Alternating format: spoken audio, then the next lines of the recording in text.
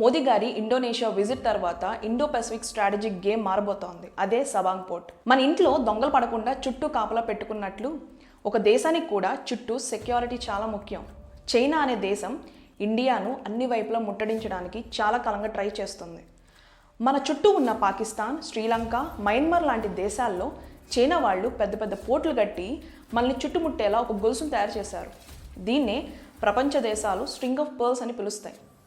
China వేస్తున్న ఈ ఎత్తుగడకు మన ఇండియా అంతకంటే పెద్ద పై ఎత్తు వేసింది. అదే necklace of diamond strategy. China మనల్ని చుట్టుముట్టాలని చూస్తే మనమే రివర్స్లో చైనాను సముద్ర మార్గంలో లాక్ చేస్తున్నాం అన్నమాట. Hi, this is Navata. Welcome to national diaries.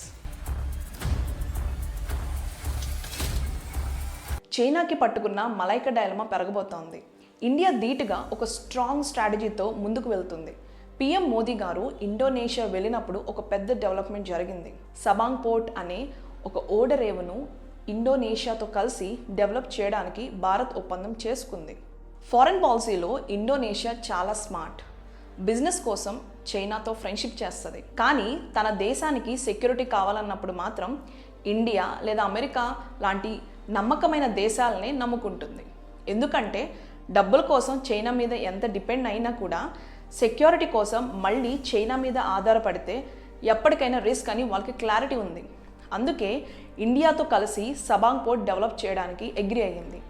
ఈ సబాంగ్ పోర్ట్ మన ఇండియాకు చెందిన అండమాన్ నికోబార్ ఐలాండ్స్కి చాలా దగ్గరగా ఉంటుంది. ఈ రెండిటి మధ్యలోనే ప్రపంచంలోనే అత్యంత బిజీగా ఉండే మలాకా స్ట్రైట్ అనే ఒక సముద్ర దారి ఉంది. చైనా, జపాన్, సౌత్ కొరియా లాంటి దేశాలకి వెళ్ళే వందలాది ఆయిల్ ట్యాంకర్లు, కార్గో షిప్స్ ప్రతిరోజు ఈ రూట్ వైపే వెళ్ళాలి. ముఖ్యంగా చైనాకు అవసరమైన 80% ఆయిల్ ఈ సముద్రం దారి నుంచే వెళ్తుంది. అంటే రేపు ఏదైనా వార్ లేదా సీరియస్ కాన్ఫ్లిక్ట్ సిచ్యువేషన్ వస్తే ఇండియా ఈ సీ రూట్ని ఎఫెక్టివ్గా కంట్రోల్ లేదా బ్లాక్ చేయగలిగితే చైనాకి ఆయిల్, గ్యాస్, ట్రేడ్ సప్లైస్ మీద భారీ ఇంపాక్ట్ పడుతుంది. దాని ఎఫెక్ట్ డైరెక్ట్గా చైనా ఎకానమీ మీద కూడా పడుతుంది. అందుకే చైనా ఎక్కువగా టెన్షన్ పడే ఇష్యూనే ఈ మలాకా డైలమా అని పిలుస్తారు. ఒక విధంగా ఇండియాకి జియోగ్రఫికల్గా అడ్వాంటేజ్ ఇండియన్ ఓషన్.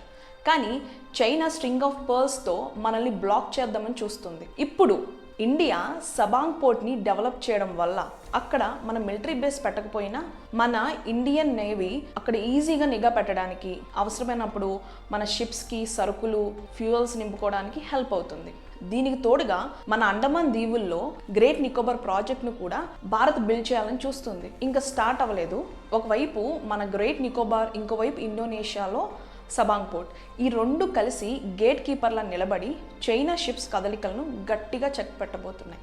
ఇలా ఓమెన్లో పోర్ట్, సింగపూర్లో చాంగి నేవల్ బేస్, మయన్మార్లో సీత్వే పోర్ట్, ఇప్పుడు ఇండోనేషియాలో సబాంగ్ పోర్ట్. ఇలా మన ఇండియా చుట్టుపక్కల కంట్రీస్తో స్ట్రాటజిక్ పార్ట్నర్షిప్ని పెంచుకుంటూ ఇండియన్ ఓషన్లో తన ప్రజెన్స్ని మరింత బలపరుస్తుంది.